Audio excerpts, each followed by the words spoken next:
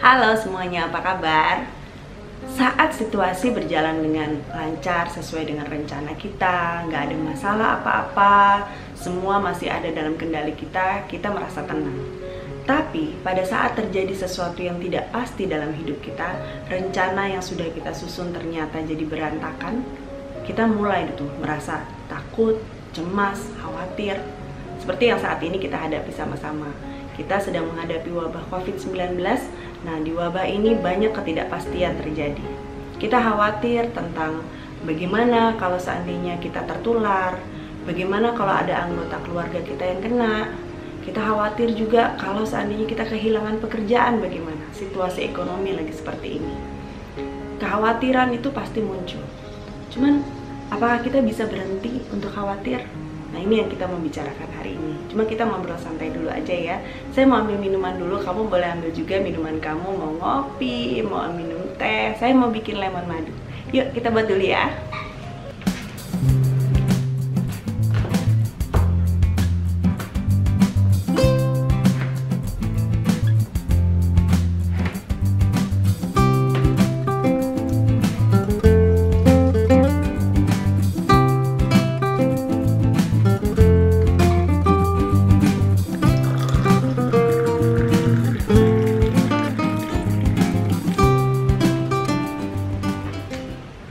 Udah ambil minumannya?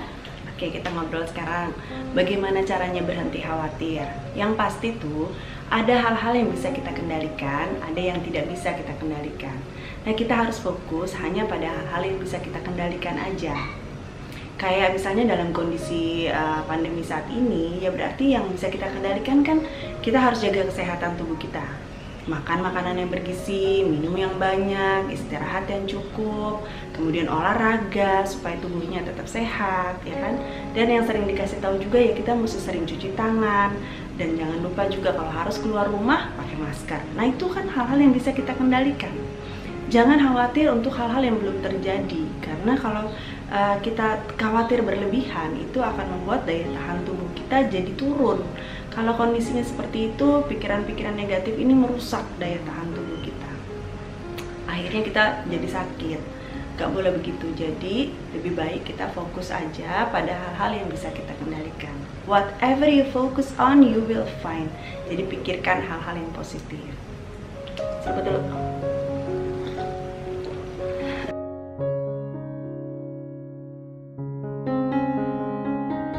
Kita harus membatasi juga informasi-informasi yang masuk ke dalam pikiran kita. Terlalu banyak informasi yang kita lihat lewat WhatsApp group, lewat TV, lewat macam-macam informasi yang masuk, itu membuat kita malah makin khawatir. Ya kan? Jadi sebaiknya kita batasi aja informasi yang masuk ke dalam pikiran kita.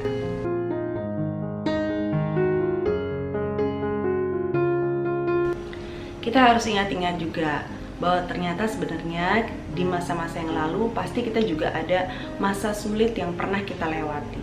Dengan pertolongan Tuhan, dengan kerja keras kita, akhirnya kita bisa melewati masa sulit itu. Nah, kita ingat-ingat lagi masa-masa itu. Saya pernah dulu kerja di bank asing. 11 tahun saya kerja di sana. Betah banget kerja di bank itu karena suasananya enak, fasilitasnya bagus. Saya kira saya bakalan bekerja di situ sampai pensiun.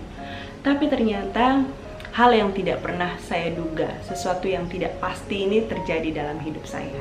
Tiba-tiba bank itu dibeli sama bank lain. Dan sebagian besar karyawan tidak bisa bekerja lagi. Waduh, saya bingung waktu dengar kabar itu, bagaimana ini ya? Saya harus ngapain gitu? Saya udah betah kerja di situ, tapi ternyata harus mengalami ini. Saya harus ngapain? Apakah saya harus bikin usaha kah? Apakah saya harus cari skill yang lain kah? Ataukah saya harus lamar-lamar ke kerjaan yang lain? Bingung pada saat itu. Anak-anak saya masih kecil, yang satu baru umur 8 tahun, yang satu lagi baru umur 6 tahun. Dan saya masih punya cicilan rumah. Waktu itu rumah saya nyicil baru 2 tahun. Bayangin masih 20 tahun. Berarti 18 tahun lagi masih cicilan rumah. What?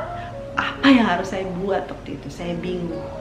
Tapi ternyata sesuatu yang tidak pernah saya pikirkan itu terjadi dalam hidup saya. Kami dapat pesangon, dan dari pesangon itu ternyata saya bisa melunasi rumah ini Rumah yang tadinya harus saya cicil selama 20 tahun, lunas hanya dalam 2 tahun. Itu sesuatu yang di luar pikiran saya. Pertolongan Tuhan yang luar biasa. Dan yang tidak disangka juga, ada satu bank yang tidak pernah saya kirim CV saya. Saya nggak pernah kirim CV saya ke bank ini panggil saya. Saya nggak tahu kenapa dia panggil saya, dan akhirnya saya dapatkan pekerjaan itu dengan tanggung jawab yang lebih besar.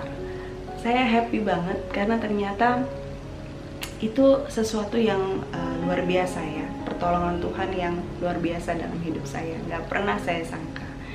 Jadi saya coba nganggur waktu itu 3 minggu aja. Setelah selesai hari terakhir di bank asing itu, saya masuk kerja lagi di bank yang satunya ini cuma 3 minggu waktu kosongnya.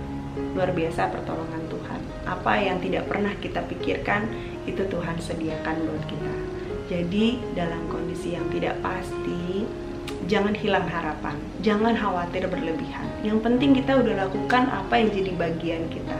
Jangan nggak lakukan bagian kita, apa yang jadi tanggung jawab kita harus kita lakukan. Tapi sisanya sepenuhnya serahkan sama Tuhan. Doa, percaya bahwa Tuhan pasti tolong.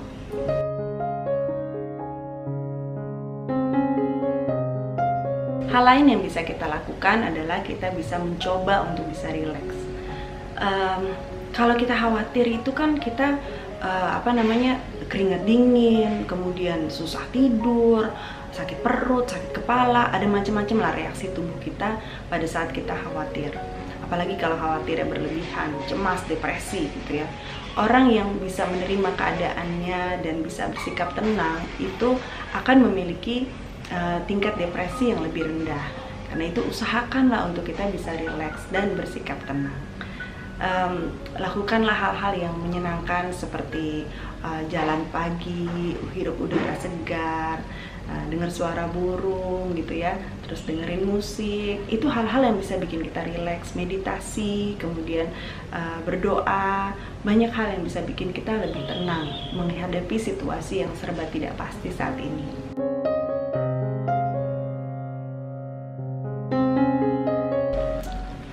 Kondisi yang tidak pasti ini, kita juga harus bisa menyibukkan diri kita dengan melakukan hal-hal yang menyenangkan. Kayak misalnya baca buku itu bagus, itu menambah pengetahuan. Atau nonton video YouTube yang membangun, atau beresin rumah, atau quality time sama keluarga. Banyaklah yang bisa kita lakukan sebenarnya. Tapi alihkan pikiran kita dari hal-hal yang kita khawatirkan. Kalau kita sibukin diri kita dengan banyak hal, itu membuat kita nggak terlalu fokus ke hal yang tadi. Fokus kepada hal-hal yang negatif yang membuat kita jadi khawatir.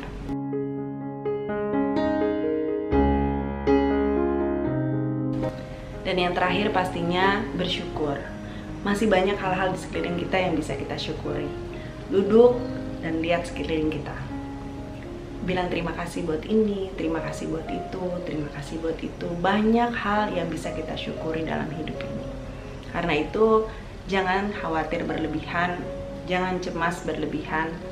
Percaya bahwa Tuhan pasti pelihara hidup kita. Yang penting kita lakukan apa yang jadi tanggung jawab kita lakukan dengan sungguh-sungguh, dan sesudah itu serahkan sama Tuhan.